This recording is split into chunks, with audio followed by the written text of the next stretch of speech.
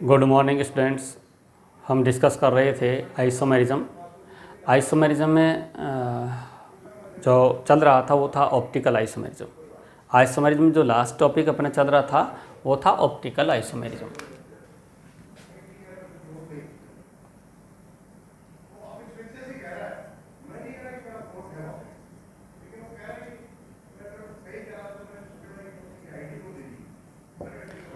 Optical isomerism बच्चों, जो optical isomerism है उसके बारे में आपको बता दिया था, फिर से एक बार बता देता हूँ। आइसोमेरिज्म की फर्स्ट कंडीशन है same molecular formula but different physical and chemical properties. दो कंपाउंड हैं, उनका मॉलिक्यूलर फॉर्मूला सेम होना चाहिए और उनकी फिजिकल केमिकल प्रॉपर्टीज डिफरेंट हैं। केमिकल प्रॉपर्टीज डिफरेंट होने की वजह डिफरेंट स्ट्रक्चर भी हो सकती है और डिफरेंट ओरिएंटेशन भी हो सकता है। उनकी फिजिकल केमिकल प्रॉपर्टीज डिफरेंट होने की वजह अगर स्ट्रक्चर है तो फिर उन दोनों में जो रिलेशन निकलता है वो होता है स्ट्रक्चरल आइसोमेरिज्म।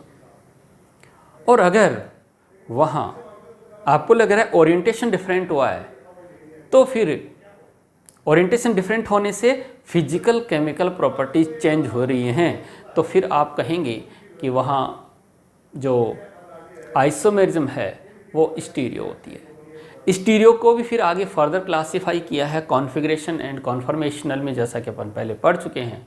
उसमें जो कॉन्फ़िगरेशनल है उसमें जियोमेट्रिकल एंड ऑप्टिकल निकल कर आती है। तो अभी हम इस ऑप्टिकल आइसोमेरिज्म के बारे में डिस्कस कर रहे थे। इसमें होता क्या है, मॉलिक्यूलर फॉर्मूला सेम होता है और ओरिएंटेशन डिफरेंट होता है। ओरिएंटेशन डिफरेंट होने से फिजिकल केमिकल प्रॉपर्टीज डिफरेंट होती हैं। और होता क्या है, दो कंपाउंड हो रहे हैं, मॉलिक्यूलर फॉर्मूला सेम है बट अब पीपीएल के लिए उनके जो बिहेवियर है, जो नेचर, वो डिफरेंट होते हैं। एक कंपाउंड पीपीएल को रोटेट कर रहा है, दूसरा नहीं कर रहा है। एक रोटेट कर रहा है, दूसरा भी कर रहा है। ये क्लॉकवाइज, ये एंटी क्लॉकवाइज। ये रोटेट कर रहा है क्लॉकवाइज, ये भी क्लॉकवाइज, लेकिन ये ज़्यादा कर रहा है। तो इन सब कंडीशन में वो आइसोमर बनते हैं। ठीक है, तो ये चल रहा था। ऑप्टिकल आइसोमरिज्म में आपको ये बताया था कि यहाँ जो 3D मॉलिक्यूल है उसको 2D पर अपने को रिप्रेजेंट करना है। 2D पर रिप्रेजेंट करना है तो इसमें हम लिए थे प्रोजेक्शन फॉर्मूला। ऑप्टिकल आइसोमेरिज्म का ही टॉपिक चल रहा था, प्रोजेक्शन फॉर्मूला। यस,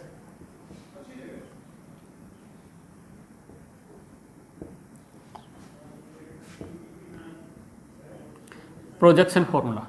अगर प्रोजेक्शन फॉर्मूला की बात करें तो इसमें आपको फर्स्ट बता दिया था flying veg dash formula. Flying veg dash, और ये भी कहते हैं only flying veg formula. Yes, ये होता है फ्लाइंग वेज डैश फॉर्मूला। जो है वो अपने पास क्लियर हो गया था। इसमें आपको ये बताया था कि कोई भी कायरल कार्बन है, कार्बन विच है 4 different valencies is called chiral carbon. Chiral carbon है, उसकी जो 4 वैलेंसीज हैं, जो चारों वैलेंसी हैं, ठीक है, उनमें से जो 2 वैलेंसी हो बोर्ड के प्लेन में होती हैं, उनको सिंपल लाइन से रिप्रेजेंट किया जाता है। जो वेज लाइन है वो रिप्रेजेंट कर रही थी टुवर्ड्स द व्यूअर, और डैश लाइन थी वो थी अवे फ्रॉम व्यूअर, यानी देखने वाले से दूर। तो ये इनके थे ए बी इस बोर्ड के प्लेन में है, ये सी और ये डी है। सी टुवर्ड्स द व्यूअर आपकी तरफ है और डी अवे फ्रॉम व्यूअर हमारे से दूर नजर आ रही है। इस टाइप से फ्लाइंग वेज डैश फॉर्मूला था। इसके बाद में दूसरा जो प्रोजेक्शन फॉर्मूला अपने पास चल रहा था वो था फिशर।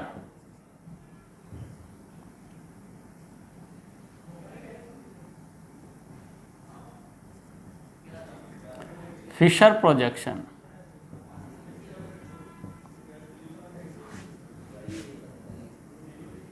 यस, फिशर यहाँ साइंटिस्ट हैं और उसने क्या कहा था ये हम लोगों ने अच्छे से देख भी लिया था। उन्होंने ये कहा था कि जो मॉलिक्यूल है 3D है उसको आप 2D पर रिप्रेजेंट करना चाह रहे हो। 3D मॉलिक्यूल को आप 2D पर रिप्रेजेंट करके 3D में विजुअलाइज करना चाहते हो। फिर सुनिए आप, मॉलिक्यूल 3D है, 3 डायमेंशनल मॉलिक्यूल है, ठीक है, उसका आप 2D पर रिप्रेजेंट करने के बाद भी 3D की तरह इमेज कर सको। जैसे ही मॉलिक्यूल 3D था, बोर्ड 2D है, लेकिन इस मॉलिक्यूल को हम 3D की तरह विजुअलाइज कर सकते हैं। हम इसको 3D समझ सकते हैं। कैसे? ओ ए बी प्लेन में आ रहा है, सी आउट ऑफ प्लेन आ रहा है, डी हमारे से दूर उधर जा रहा है, इस तरीके से हम इसको विजुअलाइज कर सकते हैं। ये था अपने पास वेजडेस। तो इसके बाद फिशर आया। फिशर ने भी कहा आप ऐसे भी मॉलिक्यूल को देख सकते हो। कैसे? जो मेरे पास कायरल कार्बन है, सबसे पहले आप मॉलिक्यूल देखिए, उस मॉलिक्यूल में जितना कायरल कार्बन है वर्टिकल लाइन पर उतने क्रॉस बना दीजिए। इसमें इस मॉलिक्यूल में एक कायरल कार्बन है, मॉलिक्यूल में 2 कायरल कार्बन्स है, मॉलिक्यूल में 3 कायरल कार्बन्स है। यस, ये फिर उन्होंने कहा कि यहां जो मेन चेन है, पहला क्या करना है, आपको मॉलिक्यूल में कायरल कार्बन सर्च करना है, कायरल कार्बन के बाद में वर्टिकल लाइन पर उतना ही हॉरिजॉन्टल क्रॉस बनाना है। इसके बाद जो मेन चेन है उसको वर्टिकल लाइन पर आप लीजिए, वर्टिकल लाइन पर, जैसे COOH और CH3। Main chain vertical line पर लेते हैं और उसमें फर्स्ट कार्बन होता है और टॉप पर होता है, फर्स्ट सेकंड थर्ड, जो नंबरिंग है वो इस टॉप टू बॉटम चल रही होती है। रिमेनिंग ग्रुप जो है वो यहाँ रिप्रेजेंट कर दिए जाते हैं, यहाँ A हो सकता है, यहाँ B हो सकता है, जो भी ग्रुप हो सकता है, वो जो भी एटम होगा वो यहाँ हो जाएगा, कोई प्रॉब्लम नहीं है, ठीक है। तो कहा कि इस टाइप से आप रिप्रेजेंट करो और इसको ऐसे विजुअलाइज करिए आप लोग कि जो हॉरिजॉन्टल लाइन है, वो हॉरिजॉन्टल लाइन जो है वो टुवर्ड्स व्यूअर आ रहा है, मतलब ये आउट ऑफ प्लेन है और ये प्लेन के उस साइड हैं, ठीक है।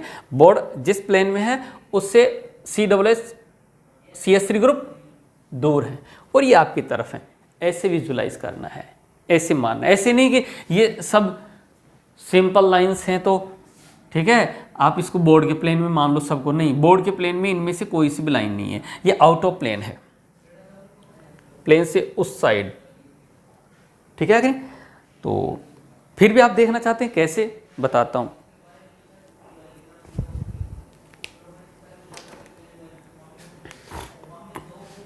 ये जो कार्बन है ना, ये इसमें ये B, ये A बोर्ड से बाहर की तरफ आ रहे हैं, COOH बोर्ड से उस डायरेक्शन में, CH3 ऐसे है, ये मॉलिक्यूल ऐसे है, इस टाइप से। बात समझ में आ गई? यानी जो ये 4 ग्रुप हैं इनमें से एक भी बोर्ड के प्लेन में नहीं है, जबकि वेजडेस में ये 2 ग्रुप जो हैं वो बोर्ड के प्लेन में हैं। यहां बोर्ड के प्लेन में इनमें से एक भी ग्रुप नहीं है, ये 2 ग्रुप बाहर निकले हुए हैं और ये 2 ग्रुप अंदर की तरफ हैं प्लेन से। समझ में आ गया? तो इस टाइप से हमारे पास क्या आ जाते हैं, हमारे पास आ जाते हैं फिशर प्रोजेक्शन फॉर्मूला। यस, यहाँ कोई भी वर्टिकल देखो, जो वर्टिकल लाइन है वो मेन चेन को रिप्रेजेंट कर रही होती है और हॉरिजॉन्टल लाइन है वो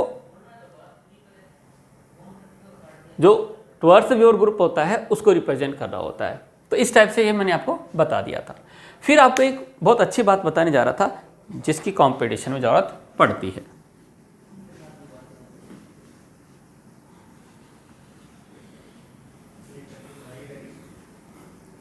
बात ये थी कि in Fischer projection formula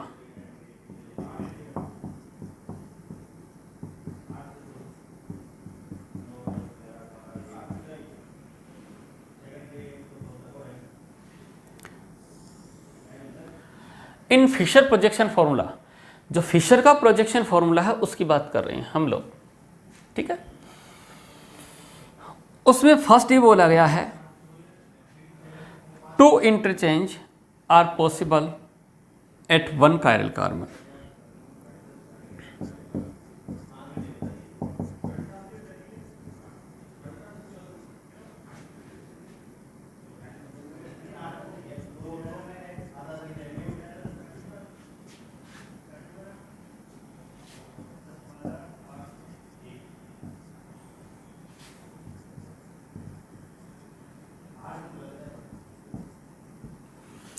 to interchanges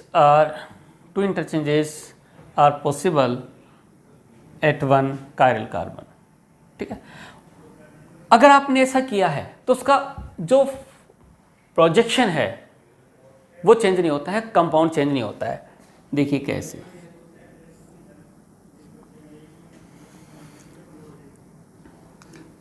यहां मैं पर्टिकुलर लिख देता हूं, ये वाला है, इसको मैं एक कंपाउंड बोल रहा हूं और मैंने क्या किया, इसमें टू इंटरचेंज किया।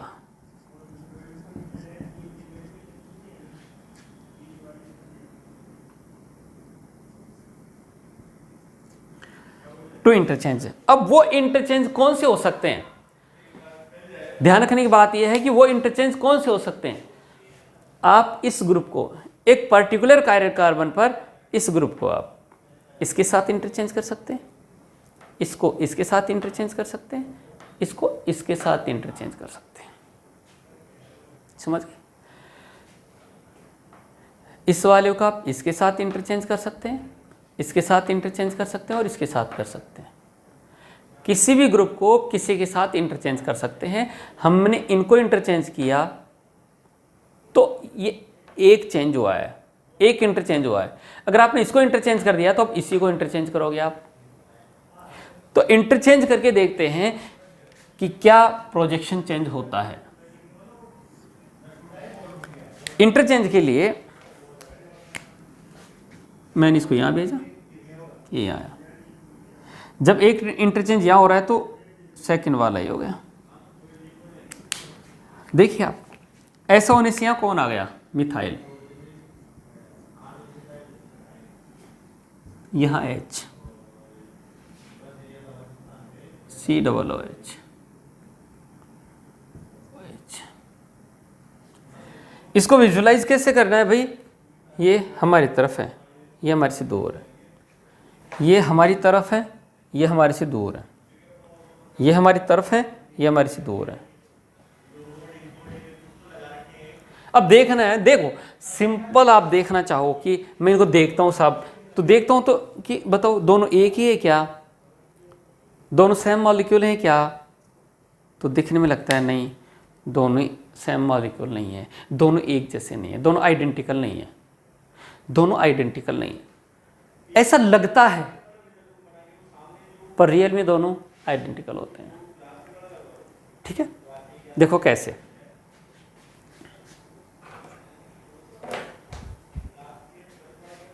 बच्चों,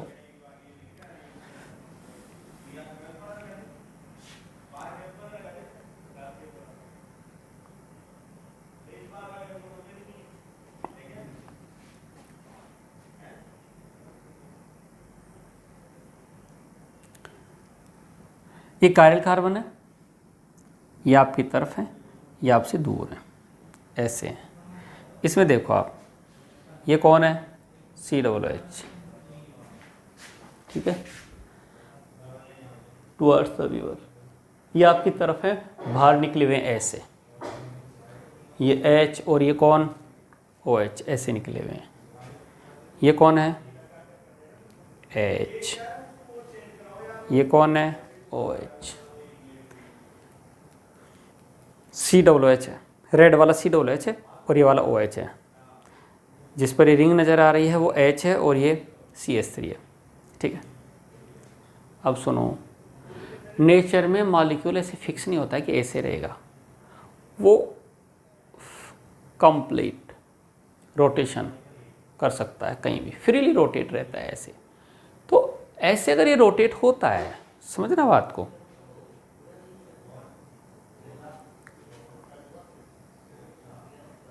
समझना बात को। ये वाला मॉलिक्यूल था A, ठीक है, और ये है। अब नेचर में मॉलिक्यूल ऐसे नहीं फिक्स ऐसे रहेगा सब, तो ऐसे ही रहे, नहीं, ये ऐसे रोटेट हो सकता है। समझ में आई बात? तो अभी भी आप इसको क्या बोलेंगे? A ही बोलेंगे, अभी भी A कंपाउंड ही बोलेंगे, अभी भी A ही बोलेंगे, अभी भी A ही बोलेंगे, ये A ही रहेगा। ठीक बात। लेकिन ध्यान रखना, ये चारों वैलेंसी अगर डिफरेंट है, उस कंडीशन में आपने अगर ये जैसे हैं वैसे के वैसे रख लिया और इसको इधर चेंज कर दिया तो फिर कंपाउंड भी चेंज हो जाता है। पहले इसको समझते हैं फिर उसको देखेंगे। अब अगर इस मॉलिक्यूल को मैं देखिए ऐसे बना दूं, ऐसे ऐसे रोटेट हो जाए ये, ठीक है कि नहीं? कैसे रोटेट हो जाए? ऐसे रोटेट हो जाए, ठीक है, इस टाइप से। ऐसे थोड़ा सा बता देता हूँ, इस टाइप से रोटेट हो जाए। देखो आप, मॉलिक्यूल मैंने कहा था फ्रीली रोटेट हो सकता है। तो अब आप देखो बाहर की तरफ कौन निकला हुआ है? COOH। बाहर की तरफ कौन निकला हुआ है? CH3। तो देखो बाहर की तरफ कौन निकला हुआ है? COOH। और मैंने कहा था ये जो रेड रिंग नज़र आ रही है ये H था, और ये कौन है? ये है भैया CH3। तो यहाँ देखो आप, ये क्या हुआ? H आपसे दूर, OH आपसे दूर, COOH आपकी तरफ और ये CH3, मतलब ये इसके ऊपर ओवरलैप कर रहा है मॉलिक्यूल। इस मॉलिक्यूल को मैं इसके ऊपर ओवरलैप किया, हो गया, मैं ये कहूँगा कि ये दोनों सेम मॉलिक्यूल है, ठीक है, दोनों आइडेंटिकल है, दोनों सेम मॉलिक्यूल है। तो अगर आप एक कार्बन कार्बन पर दो इंटरचेंज करते हैं तो कॉन्फ़िगरेशन सेम रहता है। ये बात आपको ध्यान रखनी है, ये कभी लिखने की जरूरत नहीं पड़ेगी, पर आपको ये जरूरत पड़ेगी कि आप ऐसा कर सकते हैं, ठीक है। वो दो इंटरचेंज कोई से भी हो सकते हैं भाई। इसके बाद देखो आप, सर मैं एक इंटरचेंज करता तो क्या होता?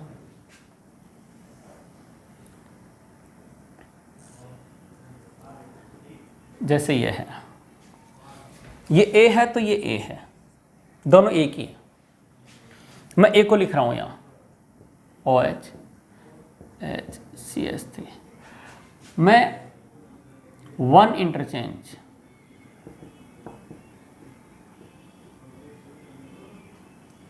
मैं एक इंटरचेंज कर रहा हूं, ठीक है। एक इंटरचेंज से क्या होगा?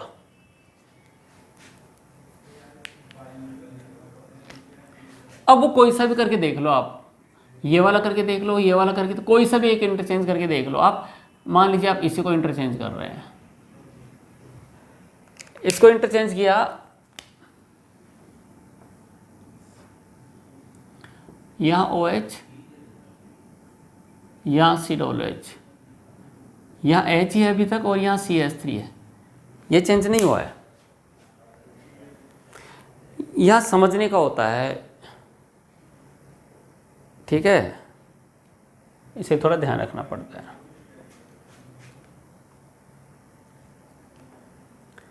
देखिए ये ऐसा है, मैंने पहले भी ये रखा था, COOH रेड वाला है, OH ग्रीन वाला है, रिंग वाली हाइड्रोजन है, और ये मिथाइल है। अब मैं इसके ऊपर ओवरलैप करना चाहता हूँ, तो देखो मिथाइल OH को दूर भेजो, ये कहो कि H COOH को अपनी तरफ लेके आओ। COOH ऐसा मॉलिक्यूल था, COOH को अपनी तरफ लेके आओ, साथ में आप H को भी लेकर आओ, ऐसे। अब ज़्यादा यार समझा करो, इस उम्र में टूट गए, दोबारा नहीं जुड़ेंगे। यहाँ देखो ये COOH आ गया, ये कौन आ गया? H। अब देखो जब ऐसे रोटेट करवाया, COOH ओवरलैप हो गया, H भी ओवरलैप हो गया, लेकिन देखो कि हाई जो OH है इसमें ऊपर है और इसमें नीचे आ रहा है, यानी ये दोनों ग्रुप ओवरलैप नहीं कर रहे हैं। जब ओवरलैप नहीं कर रहे हैं तो ये दोनों क्या है? डिफरेंट हैं, ठीक है कि नहीं? ये A है कंपाउंड, तो ये B है, A नहीं है। मैं कह सकता हूँ A and B are not identical और सेम मॉलिक्यूल। ये दोनों एक नहीं है, दोनों डिफरेंट हैं। तो इस टाइप से फिशर में आप क्या क्या कर सकते हैं वो चल रहा है। तो फर्स्ट आप क्या कर सकते हैं? Two interchange at one chiral carbon, ठीक है। सेकंड वाला देखते हैं।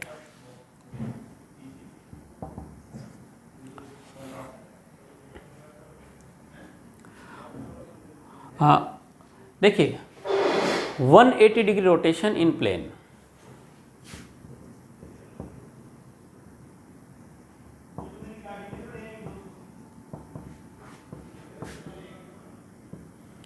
180 degree rotation in plane. Plane में आप 180 से रोटेट कर दीजिए, 180 से रोटेट कर दीजिए, कॉन्फ़िगरेशन सेम रहेगा, आइडेंटिकल। ऐसा आप कर सकते हैं, जब मन करे आप 180 डिग्री से प्लेन में रोटेट कर दीजिए, आप मॉलिक्यूल सेम रहेगा। 1 कायरल कार्बन पर 2 इंटरचेंज कर दीजिए, एक पर्टिकुलर कायरल कार्बन पर 2 इंटरचेंज कर दीजिए, मॉलिक्यूल सेम रहेगा। ऐसा आप कभी भी कर सकते हैं, आपका मन करे मेरे को जरूरत पड़ रही है 2 इंटरचेंज कर दीजिए, आप 180 से रोटेशन कर सकते हैं। देखो कैसे, यहां COOH है, OH और ये H, ठीक बात। आप क्या कर रहे हैं, रोटेशन टू 180 डिग्री, ठीक है। तो 180 से रोटेशन करने से क्या होगा, अब ये रोटेशन प्लेन में होना चाहिए, आउट ऑफ प्लेन कुछ नहीं आना चाहिए। आप ऐसे रोटेशन नहीं कर सकते, ये 180 हो गया, नहीं, आप ये रोटेशन नहीं कर सकते, आप ये रोटेशन कर सकते हैं, समझिए। आप 180 से रोटेशन क्लॉकवाइज एंटी क्लॉकवाइज कर सकते हैं, पर आप यूं नहीं कर सकते। बात समझ में आ गई। तो यहाँ देखिए 180 से रोटेट करेंगे तो ये क्या आ जाएगा, CH3। जो 180 से रोटेट करेंगे तो ऊपर वाला नीचे आ जाएगा और नीचे वाला ऊपर चला गया। 180 से रोटेट करवा रहा हूं तो देखिए 180 से रोटेट करवा रहा हूं तो आप ये वाला OH रोटेट होता हुआ कहाँ जाएगा, यहाँ आ जाएगा और यहाँ H। कोई आपसे बोले कि बताओ क्या ये दोनों आइडेंटिकल हैं, दोनों एक ही हैं, आप क्या बोलेंगे, आप ये बोलेंगे कि ना सर ये दोनों एक नहीं हैं, ये दोनों दिखने में अलग दिख रहे हैं, ये कुछ अलग नज़र आ रहा है, ये कुछ अलग नज़र आ रहा है, बट रियल में दोनों एक ही हैं। दोनों रियल में क्या है, एक ही है। अब इसका पता कैसे लगेगा कि दोनों एक ही है, इसका पता लगेगा RS नोमेनक्लेचर से, या फिर विश्वास करना पड़ेगा सर पर, हाँ सर की बातों को मानना पड़ेगा, सर जो कह रहे हैं बिल्कुल सही कह रहे हैं कि हाँ दोनों एक हो जाएंगे। आपका मन करे तब 180 से रोटेशन करवा देना। सर वो यूं घुमा के बताओ, आप बताता हूँ।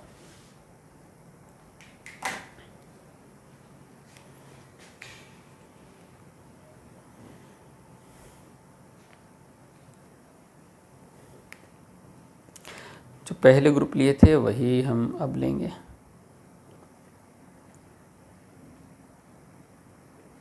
इसको यहाँ लेके आओ।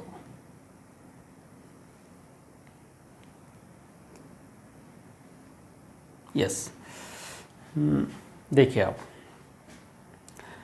ये एक मॉलिक्यूल है, इसमें आप ये कहेंगे कि आपकी तरफ OH, ग्रीन वाला मैंने OH माना है, ये रिंग वाला H है, ये मेरे पास मिथाइल है और ये COOH है, बिल्कुल ऐसा ही है, ये आपकी तरफ, ये आपसे दूर। यस, मैंने कहा था ये मॉलिक्यूल कैसे भी रोटेट हो जाए, इस मॉलिक्यूल के आप फिशर कैसे कैसे बना सकते हैं, देखो आप,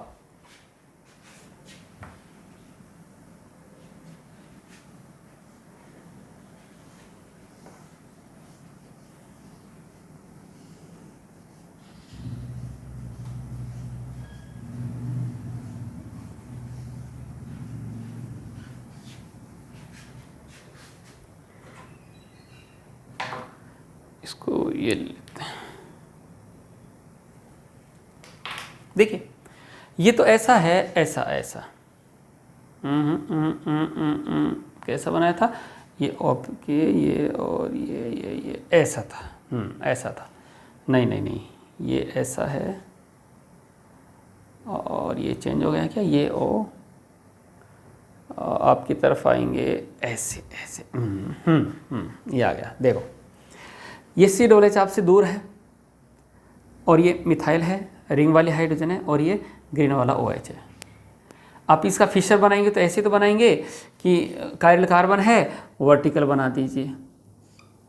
तो यहाँ क्या गया, COOH।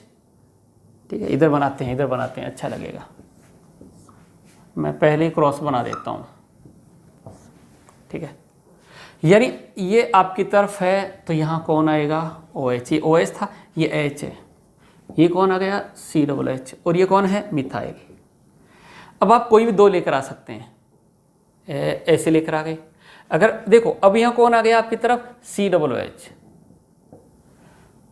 और यहाँ कौन आ गया, OH, यहाँ कौन आ गई, H, और यहाँ कौन आ गया, CH3। ये भी वही है। आपका फिर मन कर रहा है रोटेशन का, यूँ कर दीजिए। यहाँ कौन आया, OH, यहाँ कौन आ गया, देखो ये मिथाइल है, CH3, यहाँ कौन आ गया, COOH, नीचे ऊपर कौन आ गया, H। ये सब एक ही मॉलिक्यूल के फिशर बने हुए हैं, ये डिफरेंट नहीं है। आप चाह रहे हैं कि ऐसा हो जाए, ऐसा ऐसा ऐसा हो जाए, यस ऐसे बना दो आप, ये लो जी। ये सब आपको आना चाहिए भाई। देखो COOH आपकी तरफ आ गया, ये आ गया, ये कौन आ गया, CH3, ये कौन है, OH, ये रिंग वाली कौन थी, रिंग वाली थी हाइड्रोजन, यस। तो मॉलिक्यूल फ्रीली रोटेट होता है, आप कैसे भी लेकर उसका फिशर बना सकते हैं। ये सब दिखने में भले अलग होंगे, लेकिन ये सब एक ही मॉलिक्यूल के फिशर हैं, एक ही कंपाउंड के फिशर हैं, ये सब एक ही हैं भाई। समझ आ रही बात। करेक्ट फिशर प्रोजेक्शन फॉर्मूला है ये सब। तो हम इसको 180 से रोटेट कर रहे हैं और उस पर ग्रुप ओवरलैप कर रहे हैं, तो समझ जाएंगे दोनों आइडेंटिकल हैं। ग्रुप ओवरलैप नहीं करेंगे मतलब दोनों आइडेंटिकल नहीं है। ठीक है, इसको बाद में हटा देते हैं, पहले समझा देता हूं। इसको देखो आप,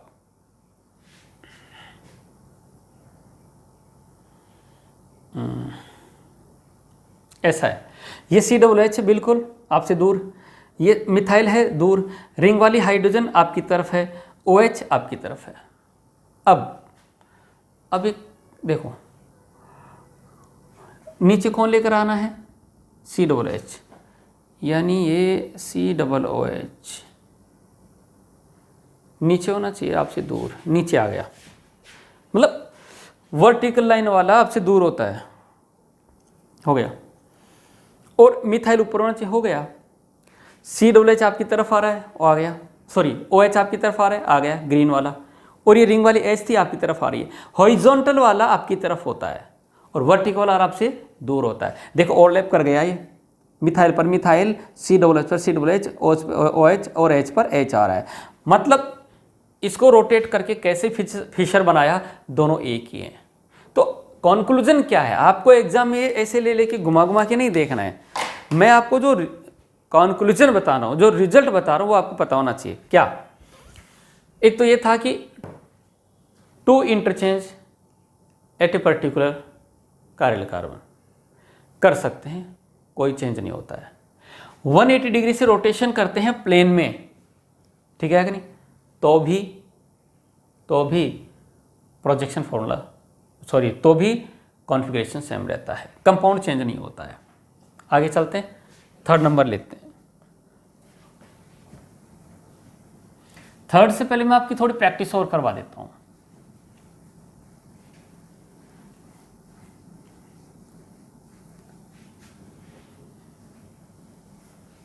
देखो आपके पास ये है एक कंपाउंड है,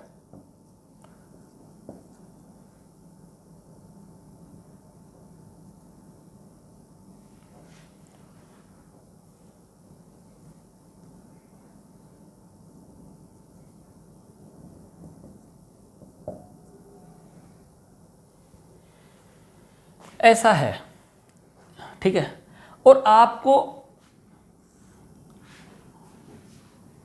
180 से रोटेशन करने के लिए बोला है। 180 डिग्री से रोटेशन करवाइए आप। 180 डिग्री से आप रोटेशन करवाएंगे तो देखिए दो क्रॉस तो बनेंगे। इसके बाद में जब 180 से रोटेशन करवाएंगे, वो चाहे आप क्लॉकवाइज करके 180 करवा दो, चाहे एंटी क्लॉकवाइज से 180 करवा दो, सेम निकल कर आएगा। जब 180 से रोटेशन करवाऊंगा, CWH जो है वो ऊपर चला जाएगा और CS3 है वो यहाँ आएगा। ठीक है, जब ये रोटेट हो रहा होता है तो ये OH जो है घूमकर क्या होंगे भाई, राइट और लेफ्ट आ जाएंगे। यहाँ OH, यहाँ OH, ये हो गया। तो इस टाइप से ये दोनों आइडेंटिकल हैं, ये दोनों क्या है, आइडेंटिकल हैं। ठीक बात। मैं आपको एक और पूछता हूं, ये आपको प्रैक्टिस करनी है और आप गलती करेंगे, आप गलती करेंगे। COOH है और CS3 है, यहाँ Br है, Cl है, H है और H है। इसको आप 180 डिग्री से रोटेशन करके देखो, देखें, और फिर क्रॉस चेक करना। ठीक है, इसको आप 180 से रोटेट करवाइए और फिर क्रॉस चेक करिए। क्रॉस चेक मैं बताऊंगा, पहले आप 180 से इसको रोटेट करिए कि कैसे कर रहे हो आप लोग, फिर पता चलेगा क्या गलती करेंगे। क्लास में होते हैं तब तो हम आपको कह देते हैं कि करो भाई, बताओ किसी ने क्या 180 से रोटेशन किया। ठीक है, अच्छा, कर लिया होगा। अब मैं आपको बताता हूं, क्रॉस तो दो ही रहेंगे, टॉप वाला बॉटम जाएगा, बॉटम वाला टॉप जाएगा। जब आप 180 से रोटेशन करेंगे तो टॉप वाला बॉटम, बॉटम वाला टॉप, जब आप 180 से रोटेशन करवा रहे हैं। ठीक है, अब देखिए, आप जब आप 180 से रोटेशन करवा रहे हैं ना, तो आपने क्या गलती की है, आपने ये 180 से रोटेट होगा तो ये यहां जाएगा ऐसा, और यहां पर क्या आएगा, H। ऐसा अगर आपने किया है तो गलत है। आप ऐसा कर रहे हो तो क्या है, वो गलत है। गलत क्यों है? क्योंकि जो Br है वो COOH के पड़ोस वाले कार्बन पर है, यानी Br COOH के पड़ोस वाले कार्बन पर होनी चाहिए थी। समझ? तो ऐसी गलती यहां से होती है, और उस गलती को आप सुधारना चाहते हैं तो मैं आपको ट्रिक बता रहा हूं कि कैसे रोटेशन करवाना है। आपको ये नहीं पूछेगा कैसे, क्या आपको रोटेशन करना आना चाहिए, या लिखना नहीं पड़ेगा कि साहब कहानी लिखो आपने कैसे रोटेट किया, क्योंकि नहीं, ऐसे भी नहीं कहेगा रोटेट करके बताइए। इसको, ये कॉन्सेप्ट है जिसको अप्लाई करना पड़ेगा प्रॉब्लम पर। देखिए बच्चों, जब आप रोटेशन करवा रहे हैं तो ये यूं चलेगा और ये यूं चलेगा। जब ये रोटेट हो रहा है, पूरा मॉलिक्यूल जब रोटेट हो रहा है, तो इसके आगे कौन चलेगा, Br। तो ध्यान रखो, COOH के आगे आगे चल रहा है Br। जब ये रोटेट हो रहा है, COOH के आगे आगे चला Br, और पीछे पीछे आया H। यस, ये हुआ। ऐसे CS3 जब चल रहा था तो उसके आगे आगे चले H, पीछे पीछे Cl। बात समझ में आ गई? ये वाला होगा। इस तरीके से आप इसको इंटरचेंज करेंगे। ठीक है, तो यहां से 180 से रोटेशन करने पर यह आया। ये दोनों भले दिखने में अलग अलग दिख रहे होंगे, लेकिन पक्का ये दोनों एक ही हैं। ठीक है, तो ये मैंने आपको बता ही दिया था कैसे दोनों एक ही हैं। आपको तो रोटेशन करवाना आना चाहिए। तो ये सेकंड कॉन्सेप्ट था रोटेशन का, इंटरचेंज का। कॉन्फ़िगरेशन को सेम रखते हुए आप क्या क्या कर सकते हैं। ठीक है, थर्ड पॉइंट आएगा,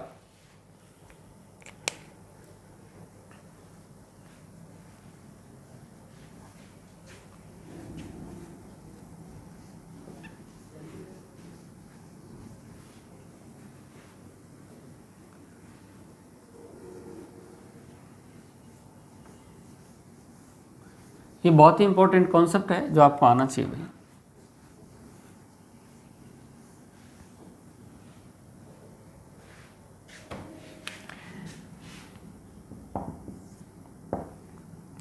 थर्ड पॉइंट क्या है आपके पास, ये है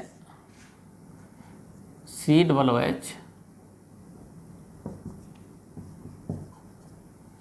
ये आपका मन कर रहा है इसमें कुछ रोटेशन करवाने का, ठीक है, जरूरत पड़ गई कुछ,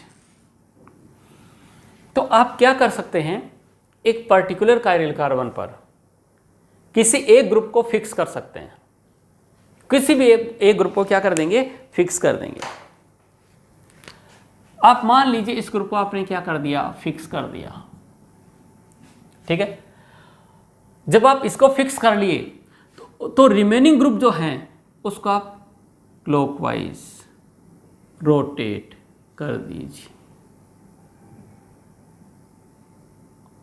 आपका मन कर रहा है मैं तो एंटी क्लॉकवाइज रोटेशन करूंगा, एंटी क्लॉकवाइज करवा दीजिए, ठीक है। पहले मैंने इसको फिक्स किया और इसको क्लॉकवाइज रोटेशन करवाया, तो देखिए COOH वहीं रह गया, यहां आ गया OH, CH3H। दिखने में दोनों बिल्कुल ऐसे दिख रहे हैं कि ये तो अलग हैं, एक हो ही नहीं सकता, यहाँ तो CH3 जबकि यहाँ पर क्या है, OH है। दिखने में भले ये डिफरेंट नजर आ रहा है लेकिन दोनों एक ही है। और देखो आप, वो बताऊंगा कैसे। COOH है और ये है, ठीक है। सर मैं तो रोटेशन इसको तो फिक्स करूंगा और रोटेशन एंटी क्लॉकवाइज करवाऊंगा, क्लॉकवाइज नहीं करवा के एंटी क्लॉकवाइज। मैं कहूंगा ये तो आएगा,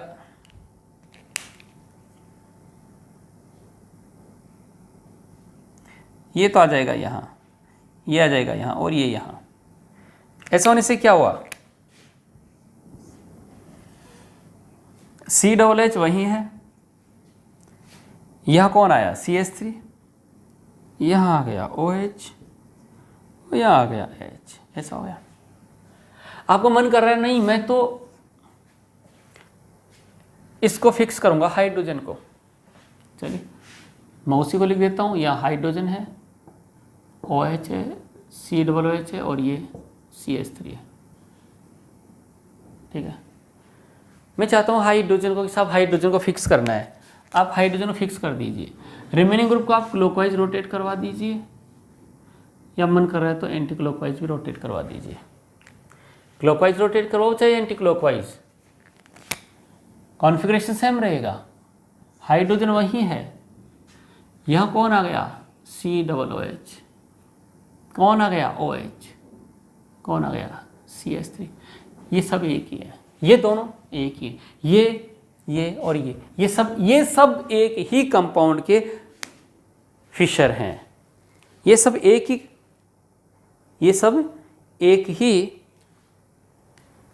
एक ही कंपाउंड के फिशर हैं। आपको दिखने में भले दोनों डिफरेंट दिख रहे होंगे पर ये दोनों आइडेंटिकल हैं, दिखने में डिफरेंट होंगे पर ये सब एक ही है। क्यों एक है, मैंने एक को फिक्स करके बाकी का क्लॉकवाइज रोटेशन करवाया तो मेरे हिसाब से कॉन्फ़िगरेशन सेम रहता है। तो जब ये दोनों आइडेंटिकल हैं, दोनों एक ही हैं, ये दोनों भी एक ही हैं, जब ये दोनों एक हैं तो ये दोनों भी एक हो जाएंगे, समझ रहे हो ना, ऐसे।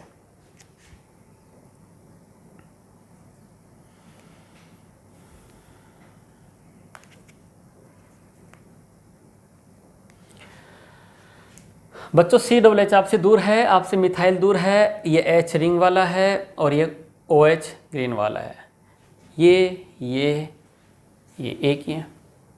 अब ये कैसे भी रोटेट होके फिशर बनाएगा वो उसी का फिशर बोला जाएगा। अब देखो आपने क्या किया, ये फिक्स है, ठीक है, और इसको मैं ऐसे रोटेट करवा दूं तो ये वही है भैया, दूसरा नहीं है। ये था, अगर मैं इसको ऐसे रोटेशन कर दूं कंपाउंड वही है, ये अलग नहीं हो रहा है। अब देखो ओवरलैप कैसे हो रहा है, COOH पर COOH ओवरलैप हो गया, OH पर OH ओवरलैप हो गया, रिंग वाली हाइड्रोजन आ चुकी है, हाइड्रोजन पर मिथाइल आ गया है, कंप्लीट ओवरलैप हो रहा है, हो गया। यस, यही बात बिल्कुल सही है। फिर आप इसको कहते हैं कि एंटी क्लॉकवाइज रोटेशन करवाया तो क्या होगा? एंटी क्लॉकवाइज रोटेशन करवाओगे कोई दिक्कत नहीं है। देखो आप, ये वही तो है, ये घूमता, बिल्कुल घूमता रहता है नेचर में। अब देखो आप, COOH पर COOH आया, H पर H आया, OH पर OH आया, मिथाइल पर मिथाइल आया। मतलब ऐसा किया मैंने तो भी वही रहा। यस, यही था। ठीक है।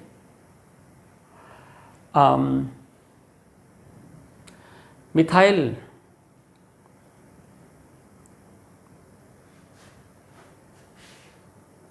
ये थोड़ा सा ज़्यादा रोटेट करवाना पड़ेगा हाथ को, आप घबराएं नहीं, ठीक है कि नहीं। OH ये वाला है, OH ये वाला है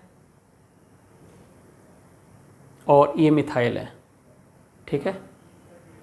तो ये देखो आप, देखो बहुत ज़्यादा रोटेट करवाना पड़ेगा मेरे को, ये इस तरीके से रोटेट करो। ये ले भाई, ये कौन आ गया? CH3। देखो आपसे दूर, हाइड्रोजन रिंग वाली आपकी तरफ, COOH आपकी तरफ आ रहा है, OH आपसे दूर आ रहा है, ठीक है। तो ऐसा आप कर रहे होते हैं ना, तो फिशर प्रोजेक्शन फॉर्मूला सेम रहता है। तो बच्चों, आज के इस लेक्चर में अपने फिशर प्रोजेक्शन फॉर्मूले में क्या क्या कर सकते हैं, फिशर प्रोजेक्शन फॉर्मूला कैसे ग्रुप इंटरचेंज कर सकते हैं, 3 बातें आई हैं, ठीक है नहीं। 2 interchange at 1 chiral carbon, 180 degree rotation, और 1 ग्रुप फिक्स करने के बाद में रिमेनिंग को आप क्लॉकवाइज एंटी क्लॉकवाइज रोटेट करवा दीजिए, ठीक है। ऐसा करने से कॉन्फ़िगरेशन सेम रहता है, ऐसा फिशर कहता है। इसको जरूर पढ़ने पर अपन अप्लाई करते हैं। तो इसको अपन अप्लाई करेंगे नेक्स्ट लेक्चर में क्वेश्चन लेकर, ठीक है बच्चों। तो इस लेक्चर को अपन यहीं फिनिश करते हैं, नेक्स्ट लेक्चर में फिर मिलते हैं ऑप्टिकल आइसोमेरिज्म के साथ। Thank you.